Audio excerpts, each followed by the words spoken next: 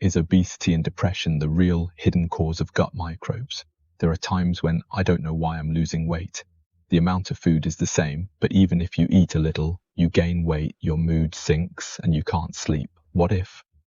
Maybe it's inherited microbes. We have swan microbes living in our intestines, and more cells in our body are actually microbial than human. The number of microbial genes is hundreds of times greater than human genes. These microbial communities are crucial as they are not just involved in digestion. Numerous scientific studies have demonstrated that the distribution of gut microbes can significantly affect conditions such as obesity, atopy, insomnia, depression, and even cancer.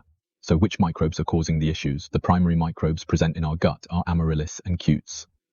Zero event. Amaryllis is a fungus that helps fat accumulation. Leadites is a fungus that helps break down dietary fiber.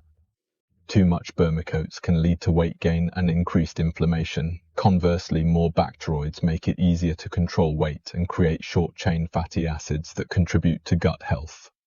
So, can gut microbes be changed? Of course, eating foods rich in dietary fiber often, regularly consuming beneficial bacteria, controlling stress and drug use, and if necessary, analyzing gut bacteria to help me choose a diet that's right for me. Yuin U for this gut balance.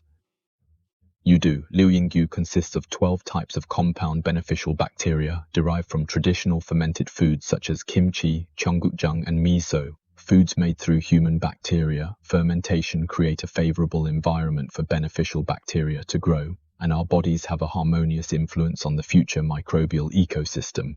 Health begins in the invisible. Now that you're feeling body weight fatigue, the beginning of which may be your gut microbiota, keep you and your family healthy with healthy fermented foods. Phosphorus bacteria, beneficial human bacteria, Will plus bacteria.